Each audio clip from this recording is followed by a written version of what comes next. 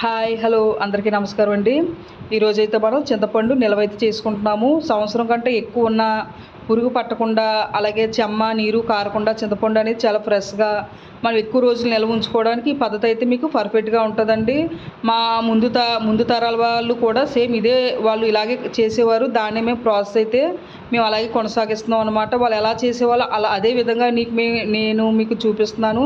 కంపల్సరీగా video last వరకు చూడండి, మీకు కంపల్సరీగా యూజ్ అవుతుంది చింతపండు నిల్వ చేసుకోవడం అనమాట. మరి మనం వీడియోలోకి అయితే వెళ్ళి చూద్దామండి, లాస్ట్ వరకు చూడండి. మాకైతే చెట్లు అయితే ఉన్నాయి, ఇప్పుడే చింతపట్లు అయితే వచ్చాయండి. బస్తాతో అయితే ప్రస్తుతానికి కట్టుకొచ్చారు. ఇవైతే ముందు వీటి మీద ఉన్న పొట్టు అయితే ఒలిచేసుకుంటాం అనమాట. ఈ చింతపట్ల మీద మేము ఇలాగ తొక్క అనేది ఇలాగా చేతితోటి ఇలాగ మేము ఇలా ఒలిచేసుకుంటాము. ఎక్కడ కూడా పెచ్చులవి కూడా ఏమీ లేకుండా ఇలా క్లీన్ చేసేసుకుంటాము. ఇలాగ అయిన తర్వాత మొత్తం తీసుకున్న ఈ చింతపండు అంతా కూడా ముందు బాగా చెమ్మగా ఉంటే ఎండలో అయితే ఎండబెడతాము. అలా ఎండబెడితేనే మనకి చింతపిక్క తీసుకోవడానికి మనకి వీలుగా ఉంటుంది అనమాట. కాబట్టి ఇప్పుడు ఇంక చూడండి, ఇలా చింతపండు అనేది తీసుకున్నాం కదా, ఇప్పుడు దీన్ని మేము ఎండలో అయితే ఎండబెడతాము. ఎండలో ఎండబెట్టిన తర్వాత పండు అయితే పిక్క అయితే తీసుకుంటాము. ఈ విధంగా అనేది మనం ఈ చింతపండు బొట్టలు అనేది ఇలానే మేము ఒలుచుకోవాలన్నమాట.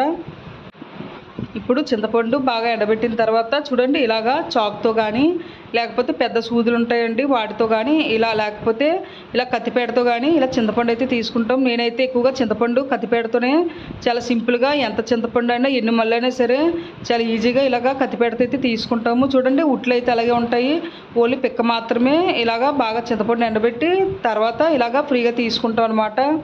ఇలా చింతపండు ఎండబెట్టడం వల్ల చాలా మనకి ఫ్రీగా పిక్క అనేది వచ్చేది. చూడండి, నేనైతే చింతపండు అంతా కూడా తీసుకున్నాను. ఈ మాత్రం తినండి, ఈ డబ్బా నిండగా కాక ఇంకా మరి కొంచెం కూడా అయిందనమాట. ఇందులో నేను కొంచెం చింతపండు గొడ్డల కింద అయితే చుట్టుకుంటున్నాను. ఉన్న చింతపండు నార్మల్గా పొరల కింద అయితే వేసుకుంటాను. ముందు గొడ్డల కింద చుట్టుకుంటాను. చూడండి, ముందు ఉప్పు అయితే వేసుకున్నాను. ఇలా ఒక బల్ల మీద కానీ లేదంటే ఇలాగా ఉన్న ఒక రాయి మీద కానీ గ్యాస్ స్టవ్ ఉన్న బల్ల మీద కానీ లేకపోతే నేల మీద కానీ పళ్ళెంలో కానీ ఇలాగ కింద ఉప్పు వేసి దాని మీద మీరు దానికి తగ్గ చింతపండు అయితే వేసుకోవాలి. వేసుకొని దాన్ని బాగా గట్టిగా ప్రెస్ చేయాలి. చింతపండు అనేది దానికి బాగా అంటీలాగా మొత్తం చింతపండుకి అంతా కూడా అంటీలాగా ఇలాగా చింతపండు ఉప్పు కూడా ఇలా కలుపుకొని గట్టిగా ఇలాగ మనకి ఇలా గొడ్డలాగా తయారు చేయాలన్నమాట. ఇలాగ చింతపండు గొడ్డలు అయితే అప్పట్లోని ఇలాగే తయారు చేసుకునేవారు. ఇప్పటికీ కూడా చాలామంది ఇలా తయారు చేస్తారు. చూడండి, మనకి ఇలా తయారవ్వాలన్నమాట. గట్టిగా ఇలా ప్రెస్ చేస్తే మనకి ఇలాగా చింతపండు గొడ్డ అనేది తయారవుతుంది. మళ్ళీ కూడా ఉన్న ఉప్పులోని మళ్ళీ చింతపండు వేసి సేమ్ ఇలాగే చింతపండు గొడ్డలని తయారు చేసుకోవాలి. వీటికి తగ్గంత ఉప్పు అది వేసి ఇలా గొడ్డలు అయితే చుట్టుకోవాలి. నేనైతే ఒక 5 అయితే చుట్టుకున్నాను. ఉన్న పండు అయితే స్పేర్గానే ఎండబెట్టుకుంటాను. ఇలా కూడా మనం స్టోర్ చేసుకోవచ్చు. చూడండి, ఇప్పుడు నేను చేసుకున్న చింతపండు గొడ్డలు వేరుగా ఎండబెట్టుకున్నాను. అలాగే మిగతా చింతపండు వేరుగా ఒక గోనె మీద అయితే ఎండబెట్టుకున్నాను. ఈ చింతపండు గోనె మీద వేరుగా ఎండబెట్టుకున్న పండు 2 రోజులు అయితే అలా ఎండాలన్నమాట. అదే చింతపండు గొడ్డలు అయితే 5 రోజులు అయితే ఎండాలి. ఎందుకంటే లోపల పచ్చి వరకు కూడా మనకి చెమ్మది ఉండకుండా బాగా ఎండాలన్నమాట.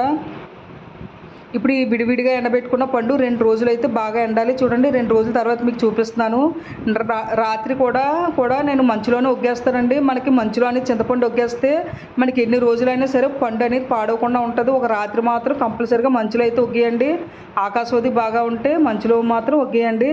ఇప్పుడు 2 రోజుల తర్వాత బాగా పండు అనేది చల్లారింది, ఎండది పోయి చల్లారింది అన్న తర్వాత ఈ డబ్బాలో నేను స్టోర్ చేసుకుంటాను. ముందు చూడండి, ఉప్పు అయితే వేసుకుంటాను. కల్లుప్పే వాడాలి. కల్లుప్పు వేసుకున్న తర్వాత ఒక పొర ఎండిన చింతపండు అయితే వేసుకుంటున్నాను. మనం స్పేర్గా ఎండబెట్టుకున్నాం కదా, ఆ చింతపండు అయితే వేసుకుంటున్నాను. ఒక పొర వేసిన తర్వాత మరొక అంతా ఉప్పు అయితే వేసుకుంటున్నాను. మళ్ళీ పొరకి కూడా ఇలా ఉప్పు వేసుకొని ఉప్పు మీద మళ్ళీ మనం చింతపండు అనేది వేసుకొని దాని మీద మళ్ళీ ఉప్పు అనేది వేసుకోవాలి. ఇలా వేసుకోవడం వల్ల చింతపండు బాగా ఎండబెట్టడం వల్ల 2 రోజులు పూర్తిగా మంచి ఎండలో అయితే ఎండబెట్టానండి. రాత్రి కూడా నేను తీయలేదనమాట. మంచు పడితే చింతపండు పురుగు పట్టదని అందరూ అంటారనమాట. అందుకే నైట్ కూడా నేను మేడ మీద ఒగ్గేసి 2 రోజులు పూర్తిగా బాగా ఎండిపోయిన తర్వాతే నేను ఇలాగ స్టోర్ చేసుకుంటున్నాను. డబ్బాలోని పొరకి కూడా ఇలా ఉప్పు అనేది వేసుకోవాలి. పైన కూడా కొంచెం ఎక్కువగా ఉప్పు అనేది వేసుకుంటే మనకి 2 సంవత్సరాలు కూడా మనకి చింతపండు అలా ఉన్నా సరే ఎక్కడ కూడా పురుగు పట్టడం కానీ పాడవడం కానీ ఉండదన్నమాట. గాలి అనేది అసలు వెళ్ళకూడదు. నీడిసెమ్మ కానీ గాలి కానీ చలిగాలి కానీ చింతపండుకి వెళ్ళకూడదు అనమాట. కాబట్టి ఇలా డబ్బాలో కానీ లేదంటే పెద్ద పెద్ద కుండలు కానీ జాడీలు కానీ ఉంటాయి కదా, వాటిలో నిల్వ చేసుకోవాలి. అంతేగాని గోనులో వాటిలో పెట్టుకోవద్దు, పాడైపోతూ ఉంటుంది. మరి నేను చెప్పిన ప్రకారంగా మీరు చేశారంటే చింతపండు అయితే పాడైపోవడం అయితే ఉండదండి. సంవత్సరాల కొద్దీ కూడా మీకు చాలా ఫ్రెష్గా ఉంటుంది. కంపల్సరీగా మీరు ఇలాగే ట్రై చేయండి. Okay friends, bye.